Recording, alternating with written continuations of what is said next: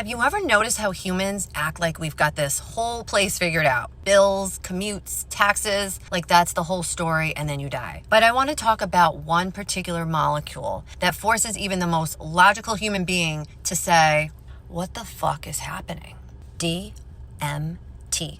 DMT, dimethyltryptamine, is a naturally occurring molecule in your brain that binds to serotonin receptors and creates the most profound altered state of consciousness known to neuroscience. When DMT floods your serotonin 2A receptors, it disrupts your brain's default mode network, the system responsible for your sense of self and reality perception, which is why people report feeling like they've left their body or entered other dimensions. Your visual cortex becomes hyperactive while your thalamus, which normally filters sensory information, stops gating properly, causing your brain to perceive patterns, entities, and geometric structures that feel more real than everyday reality. What's fascinating is that your pineal gland may produce trace amounts of DMT naturally, leading researchers to investigate whether it plays a role in dreams, near-death experiences, or birth and death processes. The experience lasts only 10 to 15 minutes but feels timeless because your brain's temporal processing centers are completely disrupted. Dimethyltryptamine is something we make ourselves endogenously. We produce a compound that can catapult consciousness into what feels like an entirely different dimension in seconds.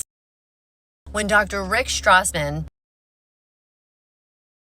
did his hospital-based research in the 1990s, people weren't describing hallucinations. They were describing worlds, structures, patterns with intelligence behind them, encounters that felt telepathic.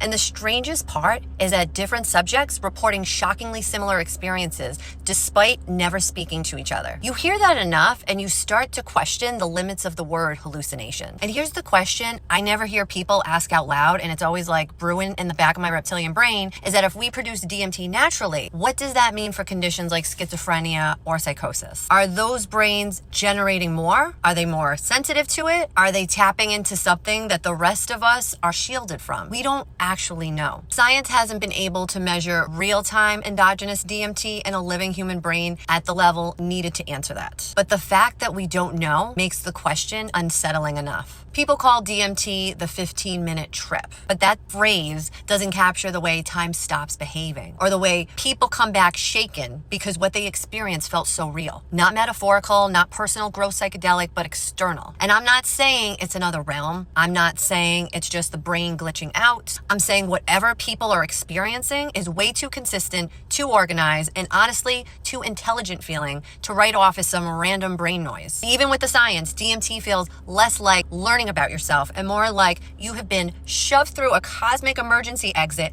into a place where you weren't supposed to see yet. So here's where I land. If evolution wired us with a molecule that can unlock that kind of perception, whether it's internal or something else, then we're operating with a brain far stranger and more capable than our day-to-day lives ever let on. And maybe the real question isn't, what is DMT? Maybe it's, why do we have it at all? I don't have the answers, but I think that's the point. Some doors aren't meant to be understood, just acknowledged. What's the best piece of advice you've ever received from a DMT entity? One time when I was in the DMT realm, I really wanted to know what is the ultimate truth. I was transported into an orb of light, and when I entered the orb, I was taken to the level where the source is. And what I saw was this infinite loneliness of just not understanding why, and yet there's the infinite potential space of everything that is possible, and none of it means anything because you can do anything. It hit me so hard that when I revisited this experience when I came back, I realized that one of the lessons that they wanted me to learn is if you want to know everything, you can. But what does that do for you right here? Essentially, just live your life. Don't worry about it.